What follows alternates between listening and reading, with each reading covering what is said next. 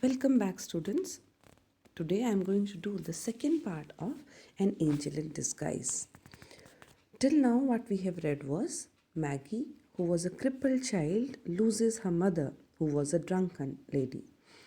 And after that, Maggie's elder brother and elder sister, they were taken away by a farmer and Mrs. Ellis, respectively. Maggie, who was a bedridden child, was left all alone in that tumble down hut where Joe Thompson, who felt pity on the girl, brought that girl to his own home. But where his wife, who was an ill tempered lady, she was not expected to welcome this girl. Now, next? Let's see what happens next. Now, Joe Thompson's wife, who happened to be childless, was not a woman of saintly temper, nor much given to self denial for others' good, and Joe had well grounded doubts touching the manner of greeting he should receive on his arrival. So Joe Thompson's wife, who happened to be a childless, like Joe Thompson family did not have any child, so she was a childless lady, and she was not a saintly tempered lady. She was an ill-tempered lady, and Joe Thompson was very well aware that he will not be welcomed very beautifully, or he will not be greeted very nicely when he will arrive at his home with Maggie in his arms. Mrs. Thompson saw him approaching from the window and with ruffling features met him a few paces from the door as he opened the garden gate and came in. So, when Mrs. Thompson saw Joe Thompson bringing Maggie home, she came outside and then she met him and opened the garden gate. Ruffling here means disordered, unarranged. So she saw that, Mrs. Joe Thompson, she was not in a very ordered manner, like she was really angry. He wore a precious burden and he felt it to be so. So, Joe Thompson was wearing a precious burden. So, here, precious burden has been referred to Maggie.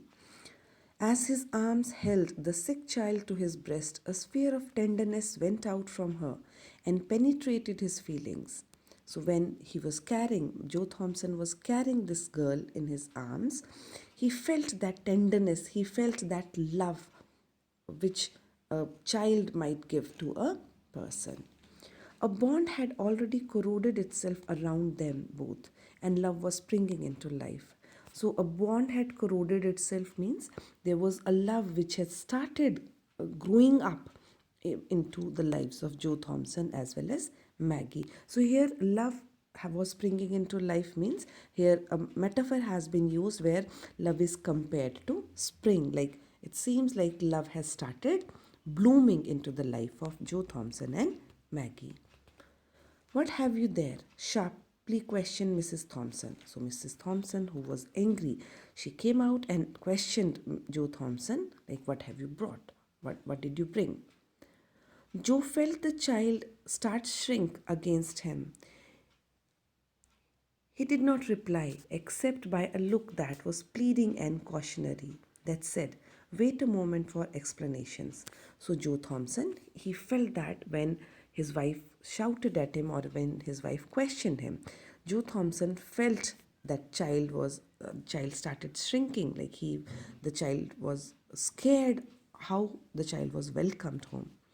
He did not reply, but Joe Thompson, he did not reply, except by a look that was pleading and cautionary. So he had a pleading and cautionary look, like he pleaded to his wife. He requested, through looks only, he requested his wife that she should wait for a moment before he would explain things to her. Wait a moment for explanations and be gentle. And passing in, carried Maggie to the small chamber on the first floor and laid her on a bed. Then he, on his arms, he was carrying Maggie. He went inside the house. He did not talk to his wife. He simply had those feelings in his eyes which said that the wife should have patience. She should ask the questions later. But before that, he wanted to put the girl on some bed in the house. Then, stripping back, he shut the door. And after that, he stepped back. He came out of that room and then he shut the door of that room in which he had put Maggie and stood face to face with the vinegar tempered wife in the passageway outside.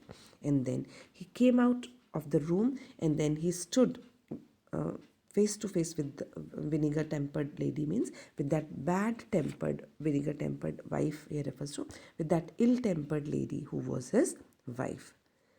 "You haven't brought that sick brat." Anger and astonishment were in the tones of Mrs. Joe Thompson. Her face was in a flame. So Mrs. Joe Thompson, who was really angry with that girl, so she asked her husband that, "I hope that you have not brought this girl to home. Like, you have not brought this sick brat," means that sick girl, the person who is suffering, you have not brought it home.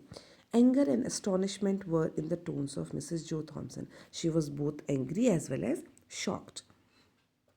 And her face was in flames, means she was really very angry. "I think women's hearts are sometimes very hard," said Joe. So Mr. Joe Thompson replied that women is expected to be very kind hearted, but he says, "I think that sometimes women are really very hard hearted."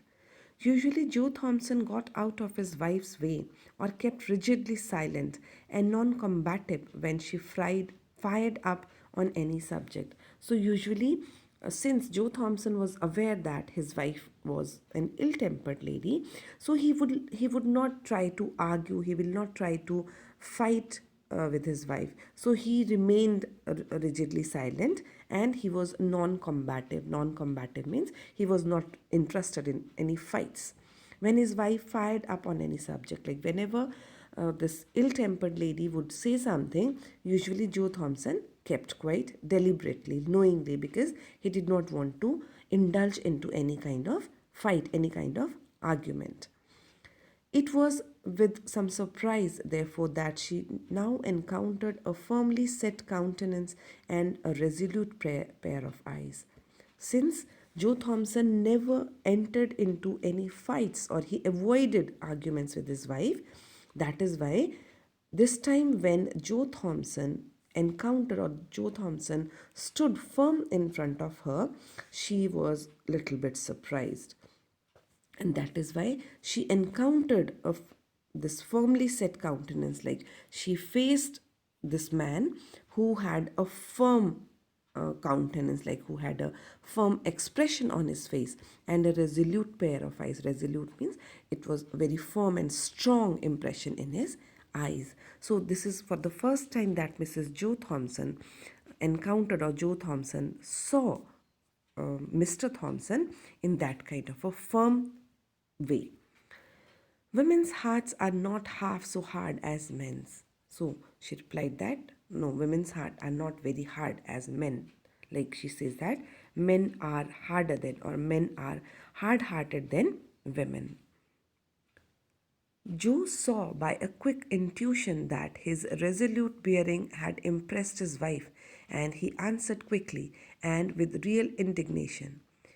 Be that as it may, every woman at the funeral turned her eyes steadily from the sick child's face, and when the cart went off with her dead mother, hurried away and left her alone in that old hut with the sun not an hour in the sky. So, when Mrs. Joe Thompson says that men are hard hearted than women, then Joe Thompson tells his wife how he had concluded that women are hard hearted sometimes. So, he says that first he felt that his wife is really listening to what he wanted to say. So, Joe saw by a quick intuition, like very quick, he could make out that his wife is really going to listen to what he's saying, because he had that resolute bearing, he had that strong bearing, and he had impressed his wife. So that is why very quickly and very with real indignation, means with a real shock or anger, he tried to show to his wife what he had seen at the funeral. That is why he says that he explains to his wife what had happened in Maggie's house. So he says that every woman at the funeral had turned her eyes steadily from the sick child's face. Like all the women who were present there, they did not give any kind of good impression, or they did not saw this child with pity.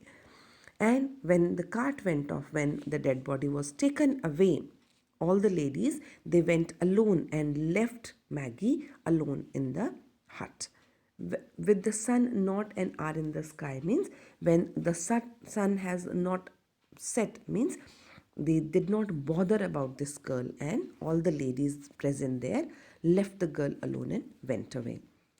Where were John and Kate? Asked Mrs. Thompson.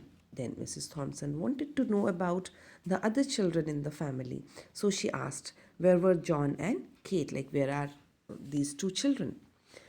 Farmer John tossed John into his wagon and drove off. So he replies to Mrs. Thompson that Farmer Jones took away John. He took away the elder brother of Maggie, who is John.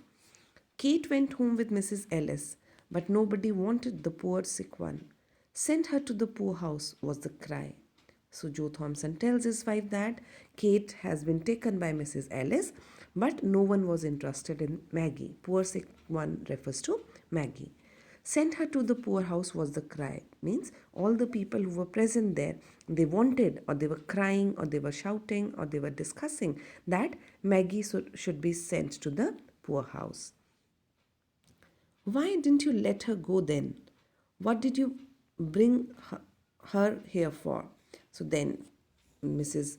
Joe Thompson asked, like, why then, if all the people wanted that Maggie should go to the poorhouse, then why didn't you let her go there? Why did you bring this girl here?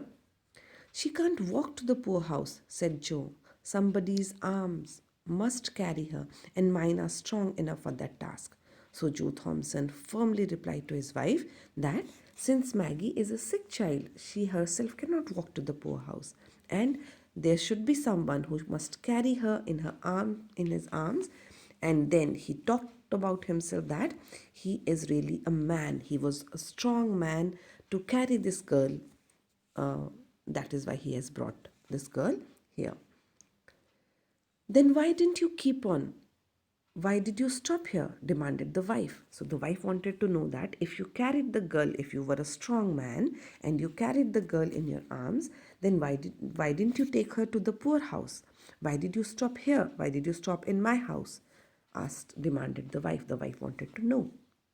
Because I am not apt to go on fool's errands. The guardian must first be seen and a permit obtained. There was no gainsaying this. Then Joe Thompson replied that he was not a fool. He did not want to go on a fool's errand. Fool's errand here refers to a profitless job or profitless work. He says, I am not used to, apt means used to. He says, I am not a fool, or I am not used to go for a profitless job, or I am not I'm not habitual of going for a needless job. Because he says he was aware that the guardian first has to be seen. First, a guardian has to be seen, and then a permit has to be obtained. A permission has to be obtained. Then only this girl can be admitted in the poorhouse. When will you see the guardians? Was asked with irrepressible impatience. So then Mrs. Joe Thompson wanted to know when Joe Thompson is going to go to see the guardian. That she asked Mr. Joe Thompson with irrepressible impatience, means she was not able to control her anger, and with that uncontrolled way she asked him, when are you going to see the guardians and take this girl away from the house? Tomorrow. So this was the reply. Mr. Joe Thompson replied that the next day he would go and get permission from the guardian, and then he would leave Maggie in the poorhouse. Why put it off till tomorrow? So Mrs. Joe Thompson, who did not want the girl in the house, asked him, like, why do you want to postpone this?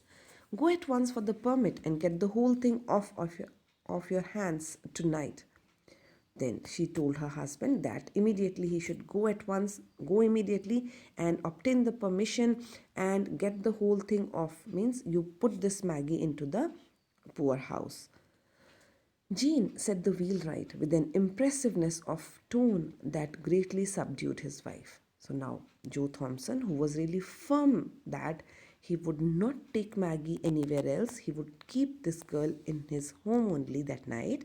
So, with an impressiveness of tone means with a very nice voice, he subdued his wife. He was able to make his wife quiet. Like he did not want that his wife should continue saying this, that the girl should be left in the poorhouse. He said, I read in the Bible sometimes. I read in the Bible sometimes and find much said about little children. Then he gave an example from Bible. He gave the reference from Bible that he had read in the Bible, that children, they are really the creation of God and people should love them. And find much said about little children. How the Savior means the God, rebuked the disciples who would not receive them. Then he referred Bible and then gave an example to his wife, saying that he had read in the Bible that how the Savior, how God, he rebuked meant he scolds. I mean, God scolds his disciples who do not receive them. Receive them here refers to children, like the people who do not receive children very nicely. God scolds these people. God is not happy with these kind of people.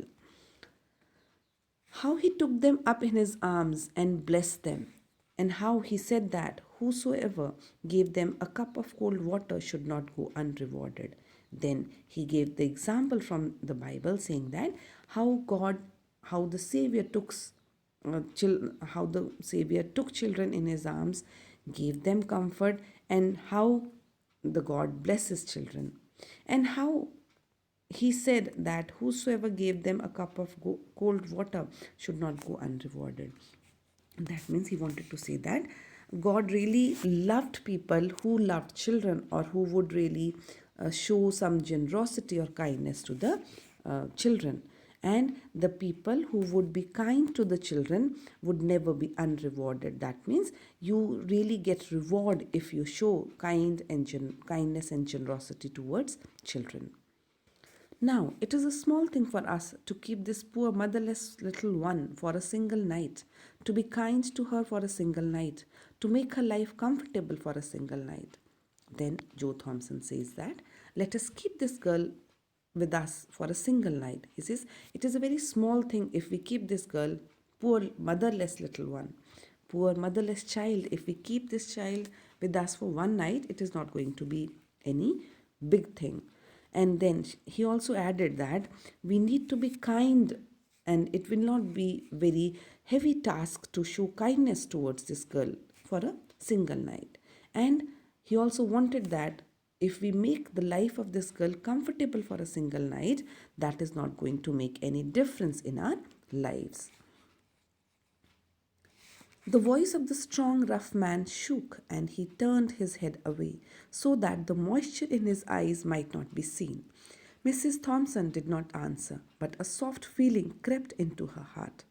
So, Mr. Joe Thompson was really kind, he was really sympathetic for the girl, and that is why he readily wanted that Maggie should stay with them at least for a night. So, he had that strong voice, and that voice of that strong, rough man shook. I mean, he was firm with his decision. And then he turned his head away because he had moisture in his eyes. He has tears in his eyes, which he did not want to show to his wife. He was a strong man, and he did not want that his wife should see tears in his eyes. The wife did not answer, but a soft feeling entered into her heart when she heard her husband talking about that motherless sick child, and when she saw that her husband is firm and her husband wanted to give comfort to this child for at least one night, so she also surrendered, she also gave in, saying that okay, fine, for one night We'll keep the child in a house. Look at her kindly, Jane. Speak to her kindly, said Joe. So Joe wanted that this girl should be looked at kindly and she should be talked with kindness. So he requested his wife to take care of the girl. Think of her dead mother and the loneliness, the pain, the sorrow that must be on all her coming life. Then he said to his wife that you just give a thought, just think for how lonely the girl is. She has no one in her life now. The pain that the girl is undergoing and the sorrow that the girl is going to encounter in her coming life, like how she is going to live without her near ones, like without her parents, without her brothers and sisters. The softness of his heart gave unwanted eloquence to his lips. So, the softness which Mr. Joe Thompson carried in his heart, that gave way to that unwanted eloquence, means that softness gave words to his lips,